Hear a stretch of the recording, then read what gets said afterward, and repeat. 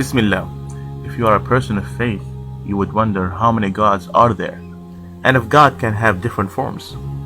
Different religions have different number of gods. For instance, in Hinduism, you have many gods, and it could be up to 330 million gods. In Christianity, you have 3 gods equal to 1. In Buddhism, there is no God. In Islam, there is only one and only God. So how many gods out there? In order for us to know the truth, we have to know the true character of God. We have to look at the stability of the creation of God. And we have to know the goal of the enemy of God's creation. First, what is the true character of God?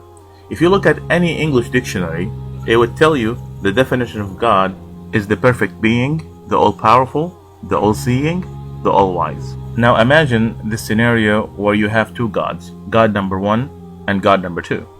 Can God number 1 keep a secret from God number 2? If God number 1 cannot keep a secret from God number 2, then he is not a powerful God. And if God number 2 cannot know the secret of God number 1, then he is not an all-knowing God. So, can there be more than one perfect God? Didn't Allah subhanahu wa ta'ala say in the Quran, قُلْ هُوَ اللَّهُ أَحَدٌ, say Allah is one? Didn't Jesus, peace be upon him, say it in the Bible when he was asked about the greatest commandment, O Israel, the Lord is our God, the Lord is one? Didn't God say according to the Bible, in the first commandment, thou shalt not have any other God before me? Therefore, God is only one. Secondly, when we look at the creation of God, we can easily recognize the stability of God's creation. The universe is stable because it's governed by a set of laws. The laws of gravity, the laws of rotational motion, and the laws of biology. لو كان فيهما آلهة إلا الله لفسدتا. If there was more than one God, there will be total destruction, no stability. And you think there is more than one God? The next question, can God have different forms? Can God be a human and a spirit and God at the same time? To answer that, how can you be limited and unlimited in the same time? How can you be all-knowing and have limited knowledge in the same time? How can you be finite and infinite in the same time? How can you be a square and a circle in the same time? Didn't Allah subhanahu wa ta'ala say in the Quran, لم يلد ولم يولد ولم يكن له كفوا أحد? He neither begets nor begotten, and nothing is like him. Didn't God say according to the Bible, God is not a man that he should lie, nor son of man that he should repent? Didn't God say according to the Bible that I am the Lord, I do not change?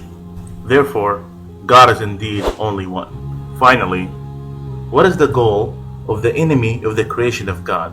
The best of God's creations are humans, and the number one enemy for humans is Satan. The best thing that Satan could have us humans do is to worship things other than God. This is an invitation for us not to worship Muhammad, nor Jesus, nor Moses, peace be upon all of them. But this is an invitation to worship Allah subhanahu wa ta'ala, the creator of all.